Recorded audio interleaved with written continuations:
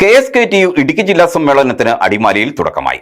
അഖിലേന്ത്യാ കർഷക തൊഴിലാളി union joint secretary VP Sivadasan MP പ്രതിനിധി സമ്മേളനം ഉദ്ഘാടനം ചെയ്തു.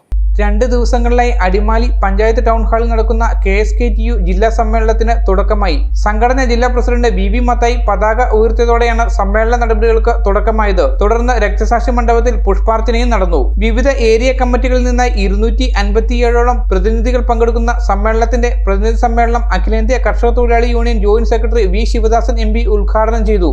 ഇന്ത്യയെ സംബന്ധിച്ചിടത്തോളം ആ ജനവിഭാഗത്തിന്റെ സംഘടിത ശേഷിയും സമരശേഷിയും കെട്ടഴിച്ചു വിടേണ്ടുന്ന ഒരു വർത്തമാനമാണിത്.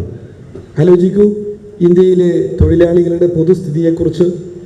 ഇന്ത്യയിൽ ഉയർന്നു വരുന്ന ഏറ്റവും പ്രധാനപ്പെട്ട മുദ്രാവാക്യങ്ങളിലൊന്ന് രാജ്യത്തെ ജനങ്ങളുടെ ഭൂമിക്കും കൂലിക്കും അതിനൊപ്പം അവരുടെ അടിസ്ഥാന ആവശ്യങ്ങൾക്കും വേണ്ടിയുള്ള മുദ്രാവാക്യങ്ങളാണ്.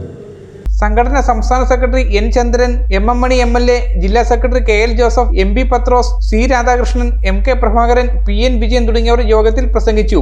News bureau, Adimali.